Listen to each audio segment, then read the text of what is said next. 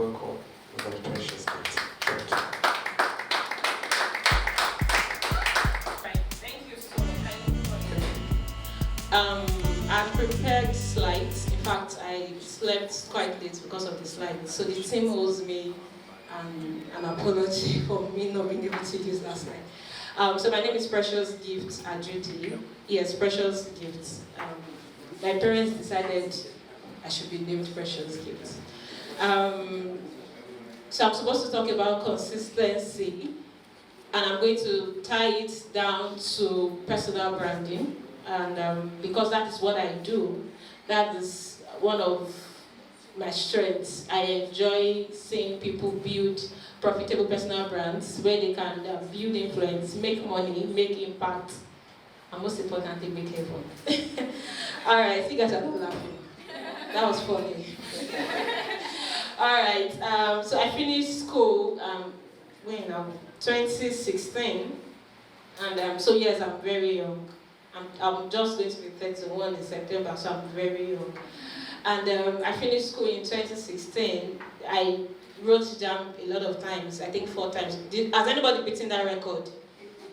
Of 4 times? Oh, 3 times. So I'm still a genius in this JAM thing. So I wrote JAM 4 times because I wanted to really study law. So I wanted to know like I am.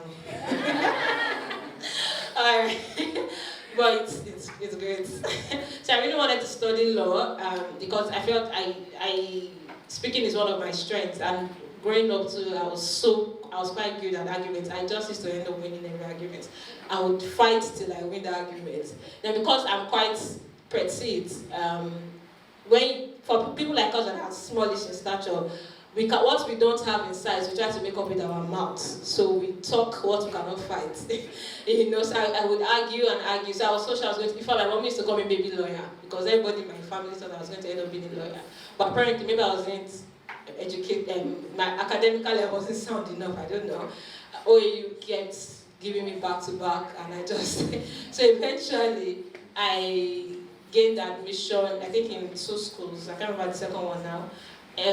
But I ended up attending, so I'm sharing this story so that you know that I am like you. There's really no big deal per se. I'm just like you, a young person with dreams, a young person that wants to just do big things, right? So eventually I gained admission into a college of education, and I did not want to, there was no, I don't know of now, but then it's either university, polytechnic still had a bit of rep, but college of education, what is like, it's over for you. That was funny too. You guys don't laugh. Alright. Alright, so college of education, but eventually I just had to, my folks did a lot of motivational speaking, but it was a degree course, it was not NC. This is not to talk down NC, but this is my story. So it was a degree course, and my school had affiliations with OAU. So my certificates would have the OAU name on it. I needed to have OAU name on my certificate. So I got into school, and I studied English education for my first degree. English education, you too, we rock. So I studied English education, and when I got to school, I knew, I don't think this teaching thing is I can't, all these children, I can't stand all these things. I feel I'm meant for the 9 to 5 also and bozo, not lesson notes and classwork and assignments. So while I was in school, I interned in the school. I worked in the school. It's more like a volunteering work in the school radio station. Yes, our school had pay. In fact, my school is the one now in university. Why am I even calling the college of education? Apologies. I didn't mean University of Education in Ondo State. So I volunteered in the school's radio station, and I joined Junior Chamber International as a student. Does anybody remember of JCI? JCI, be better. Alright, so I joined JCI, and when I was in school, apparently I didn't know, but that's one of the important. So if you're an undergraduate, I'm marketing JCI, I would advise that you join JCI. If you're not a fan of JCI, you could do Rotaract, just join an organization so that when you come out of school, it's easier to blend into the society. You're not so much of a newbie. So I got into school, and I grew my leadership skills. Then I grew my leadership skills and all that, and I became the chapter president in my school, JCI chapter president. So it gave me opportunity to really see life. So even while as a student, I wrote proposals. When I was a student, so while universities have VCs and polytechnics have rectors, for College of Education, it's provosts. So because of my position as the president in my school, as JCI president now, and I got to have a great relationship with our provost. So while students would want to, while students are in awe of the provost, I had a great rapport. So I saw power firsthand. I rode with let me quickly add this too. When I was in 100 level, so somehow they just said, I don't know why, but they just gave me the most beautiful jambite thing, and so it's made me sort of popular in school. So this is what I'm saying for ladies. It's okay to be very pretty, but there is more to you than your fine face. Do you get? So don't stereotype yourself and think that your fine face is all that there is. I'm a Christian, and I'll be saying one or two things about my belief in Jesus. So when you eventually will go to meet God, and what did you do with all that I gave you? Your excuse not be I was a fine girl. You have to produce results. So I just did not want to be a fine girl. I didn't want the most beautiful jambite thing. I needed more. I needed to put my brain to work, and that was how I was able to navigate my way to leadership positions right in school. So even after I left school, I got some Southwest leadership positions too in JCI, and I passed on JCI, and I moved into the career world. Now this is it. When I was in school, I volunteered, and I later interned in another proper radio station in Ondo State, and I left and I came back to Lagos. I was born and bred in Lagos, so I came back home, and I was trying to look for a radio job because I felt that was it. That was all I had tasted. So a lot of times I was stuck in a place because you do not know better. So until you open your mind to possibilities of other things, you just don't really know how great you are and other things. So if you don't pick anything from anything I have said today, please open your mind to the possibility that you can do better than where you are now. You can do other things as well. So since I did not get radio, I tried Info FM and all that. It didn't work out. And a mentor of mine said, Precious, okay, so my friends call me PG for short, because my name is Scarlett. So PG, why not try brand communications? Why not try integrated marketing communication? That's IMC. I said, what's that? So he spelled it out for me. IMC is divided into PR, advertising, digital marketing, activation, and all that. So he spelled it down for me. And I just felt PR was it. And that was how I started my journey in PR. So I'm bringing you down to, I'm taking you on a journey, and I'm being vulnerable with you, and I'm sharing my life experience. And I want you to know that one key thing that made, so I have the gift of people. I have mentors that have called my names and mentioned my names in big places. I have career sponsors that would, want to introduce me to big opportunities. Why? Is it because they think all that? No, it's because they have seen that I have been consistently hungry all through my years. In school, I was not just a student. When I was in school, I remember coming down to Lagos for an interview at NTA Lagos. It was a job interview, sort of. So I have always been hungry. Until you are hungry, nobody would see any reason why they should invest in you. Until you are hungry, you just realize that you are among the 80%. The Pareto principle talks about the 20-80 celebration or so, and it talked about how the 80% of people would always depend on the 20%. So guess what? I decided that precious gift, you would never be among the 80% of people. 80% of these people are the masses. 80% of people are those that will complain about things that have not been done. Until you step up and decide that you are going to be among the 20%. 20% does not come by beans. You stop your distractions. 20% does not come by wishing. Praying is good. Yes, but even the Bible says faith without works is dead. Praying is good. Having a plan is good. All these things are good. But consistency pays off. Even when it is not working, you are still digging. I have had a lot of no's. So I have every reason not to try again. You don't even want to know my stories of nose. In fact, at the point, I was so sure it was a spiritual attack on my life. You know, that was also funny, guys. So, that was funny now. So I was so sure it was a spiritual attack. I kept getting no's. But I kept digging. I kept trying. For every no, I'll go back. I'm being vulnerable, and I'll cry. I can do this thing. I have the hunger. God, why is not my hunger not translating to results? Why is my hunger not translating to, manifestations, how to call it? But I kept digging. Because I knew it was in me.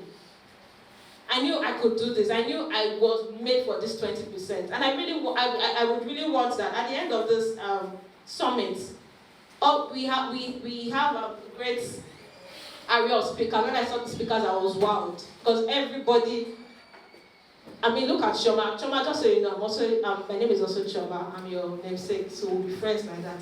So, look at the array of speakers. So you don't have any reason to remain small. If you think it's spiritual, pray it out. Go to MFM if you need to go to MFM, or go to Sele, or whatever you believe in. You need to really figure things out. So I'm quickly going to, I don't have so much of time. But please, is anybody getting what I'm saying? Yeah. So that I'm not just talking aspire things. So I quickly talked about the key to my slide. Now I'm trying to go through it, but because of time I might not be able to go through. My slide was about the key to entrepreneurial success. So when I started Glass and Craft PR, okay, thank you. So when I started Glass and Craft PR, and I told people that my core was personal branding. Personal branding really is not a very popular industry, although to some extent I decided to get saturated. Even if it did not make sense, what do you do? I'm a personal brand manager. Okay. And you know, what exactly do you do? So I help people carve perceptions, I help people maintain. So we have people that are brand managers of companies and organizations. But what we do, we help people, we brand people, because Chris that says that Earth's best, something that has to do with the greatest resource or something lies in human personality. So the big brands that we see today lie on the great personal brands that are running those companies. The team members, the CEOs, the COOs, and all the C-suites in those organizations. And that's where our focus is, personal branding. And so far, when I work with my clients and I see them do great things during my project, my timeline with them, I'm quite impressed.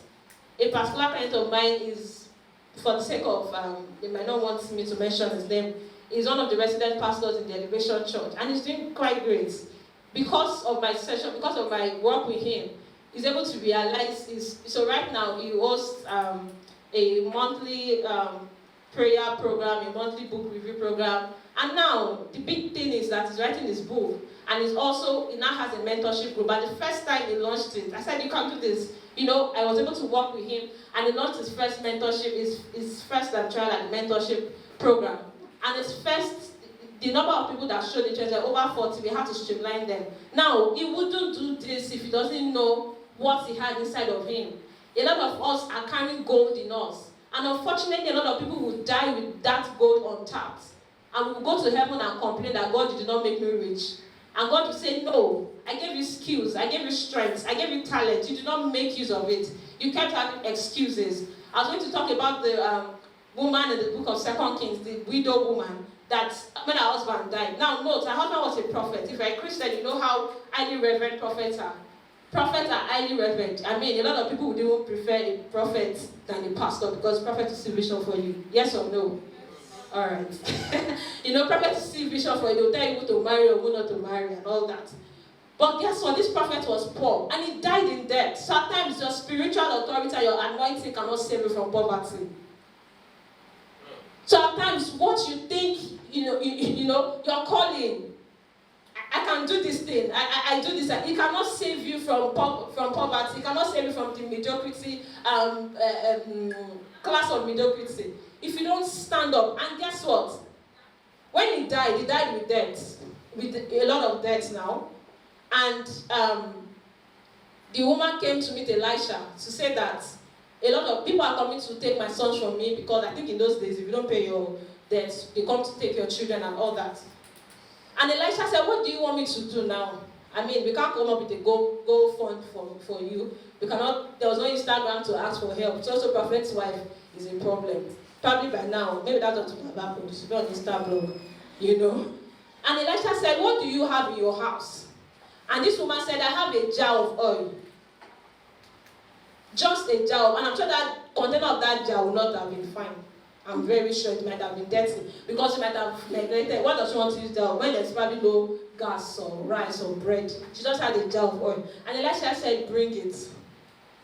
So I'm asking you today that what is your own jar of oil? And guess what? We all have our jars of oil. My parents are poor. My parents are rich. Guess what? A lot of people that we all envy today, they also did not come from great homes where they had 24/7 security and electricity and water. So we all have our own jar of oil. The Bible says that out of your belly shall flow rivers of living water. So the fact that you are a child of God means that you carry God in you. And God is not an empty God. You are not empty. They've told you you cannot do it. They've told you you cannot, you failed academically. Your first business did not thrive.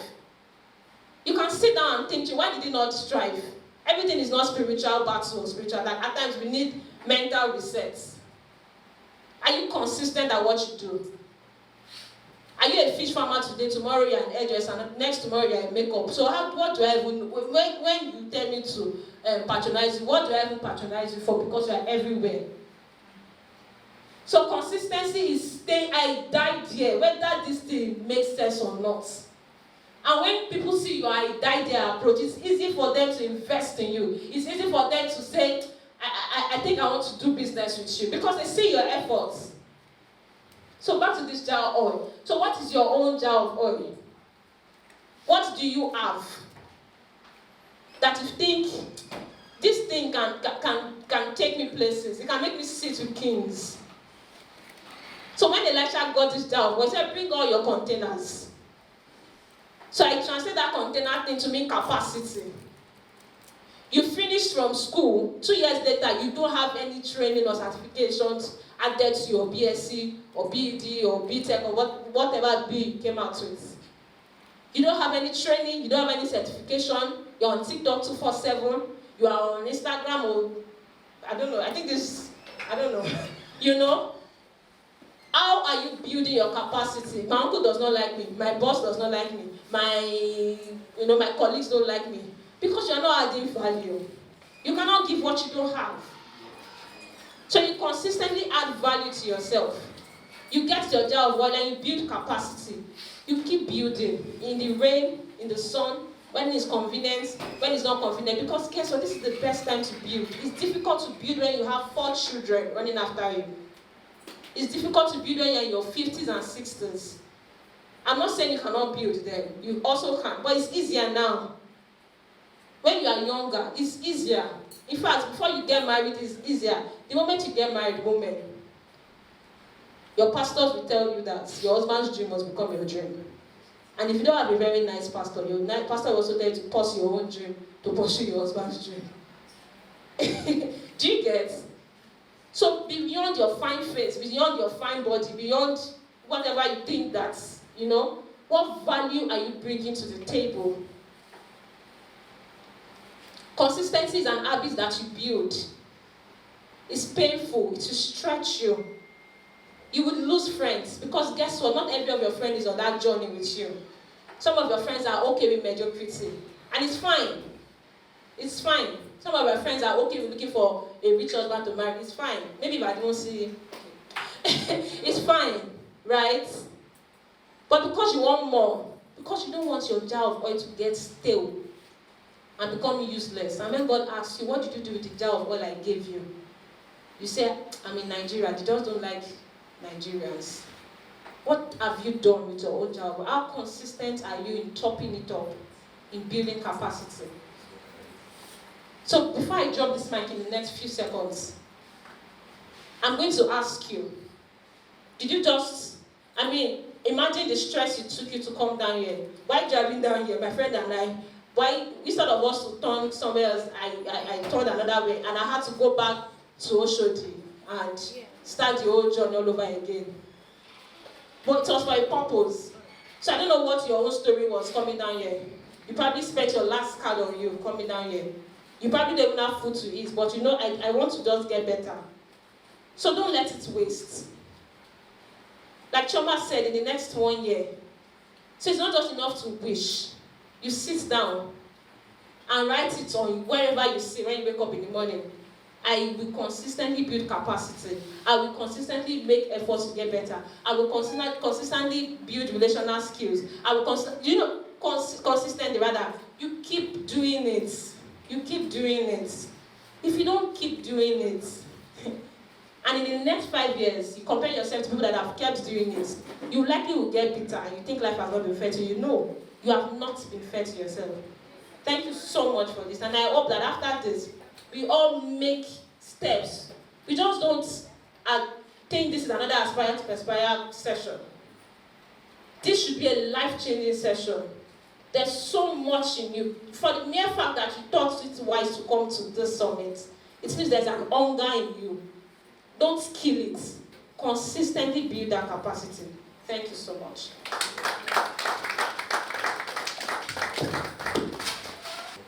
you very much. We appreciate it. She deserves another round of applause. All right about now, we are having another section first before we go into the question and answer part of it. Anyone who has any question? Good morning. My name is Ademola Adetola. I want to ask the last speaker the questions. Okay, yeah, that was a wonderful presentation actually. I want to know the I will die here syndrome. At what point does it end? Where we now explore alternative paths to succeeding, because basically, sometimes when you look at the idea of I will die here syndrome, it will stop you from exploring other options, right? You just think, maybe what I'm doing is the right thing. 5 years, 10 years, 15 years, 20 years, until you realize that you already have a grandchildren coming up, right? And you have to leave the dream behind for them, right? So at what point do we start exploring alternatives instead of the consistency? All right. So Samadiyemi is one person that I respect a lot and I listen to him a lot. And one day he mentioned that if your passion cannot feed you, try something else. And of course, a lot of people might have reactions to that. My passion and all that. So what I would say is that, what is your why? What's your why behind that your I die here mindset? So for me, I do personal branding for people. And what is my why? I want I want everyone. So when I mean men, I don't mean just the male gender, man and woman. So I want everyone that comes to me for my service, every of my clients, I want everyone to die empty. I want everyone to die empty. That's my why. So guess what? Even if I don't have clients for 1 year, even if I don't have clients for 2 years, I died here. But because I have a 4-month-old daughter and she eats a lot, so I do breastfeeding plus NAN, and NAN is not cheap. Or maybe if you want to do a 7 so we have bills to pay, and I need to support my husband as well. So because maybe at the moment my passion is not paying my bills, just in the case, and my why is strong. So I would advise that you get a 9 to 5 by the side. In fact, don't leave your 9 to 5 if your passion yet cannot put food on your table. I'm sorry if motivational speakers have told you otherwise.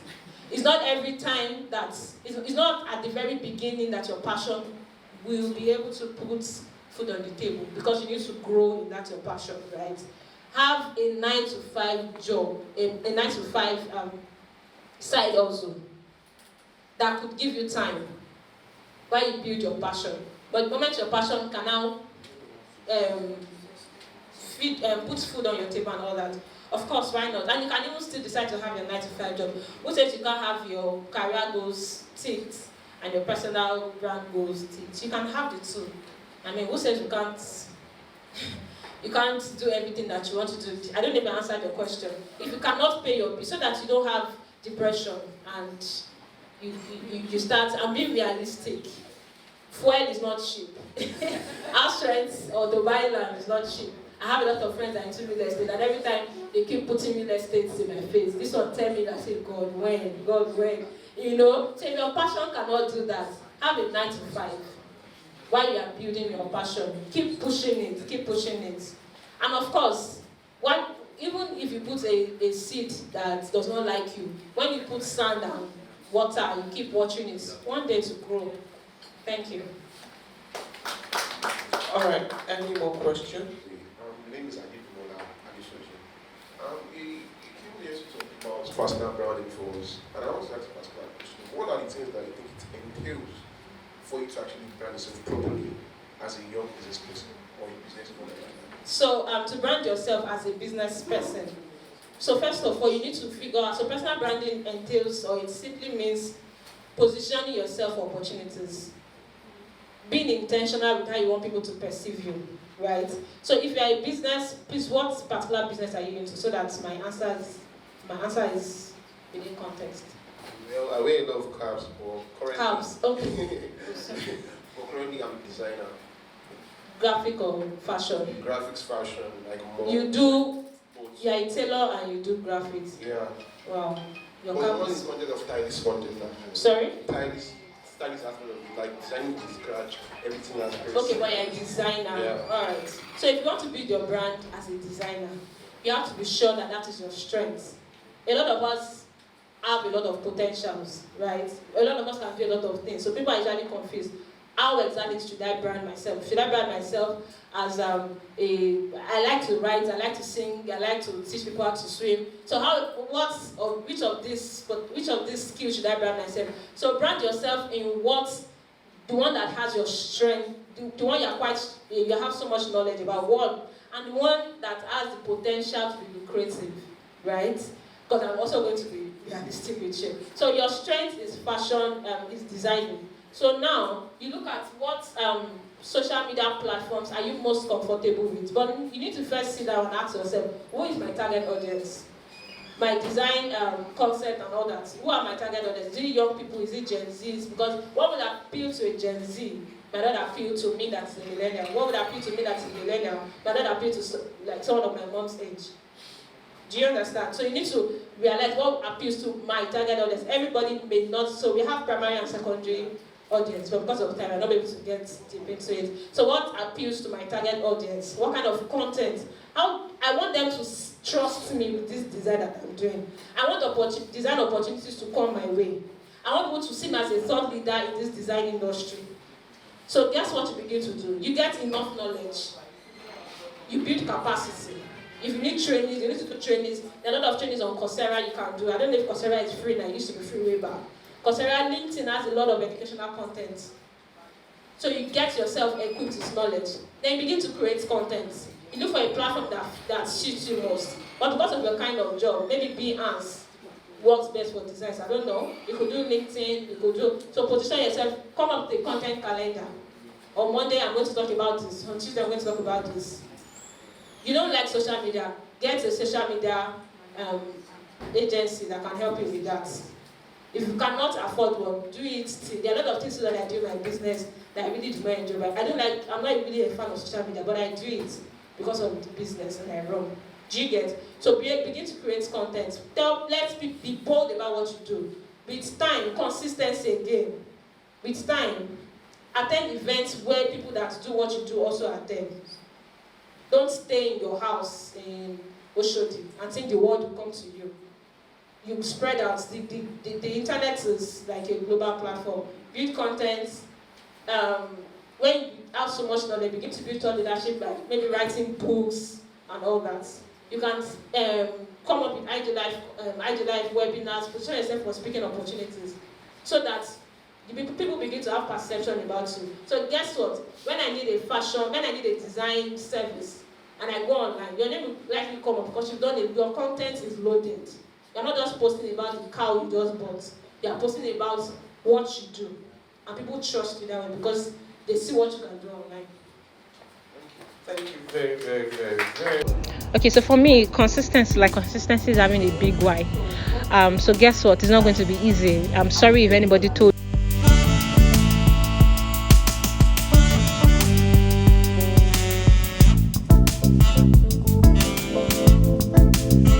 I'm sorry if anybody told you that your dreams would come alive just because your dreams are beautiful. No, it's not going to be easy. It's not going to be smooth. The journey is going to come with a lot of gallops, traffic at times, but you keep pushing. Consistency is you having your why, and you keep pushing at it when nobody believes in you, when it doesn't make sense, when you have a lot of reasons to give up, but you keep pushing because if you don't push, what else would you not do? What else would you do? You need to keep pushing. That's for me is consistency. So because I'm a youth as well, so I would say my words to myself and other youths. So I would say find God early. I wish a lot of youth would realize that purpose, identity, and everything is embedded in Christ, in God. So when you find God early, it's easier to navigate life. When you find God early, it's easier to find purpose. It's easier to become all that you need to become. It's easier to overcome obstacles. It's easier to face giants and win them. That's basically my message for you.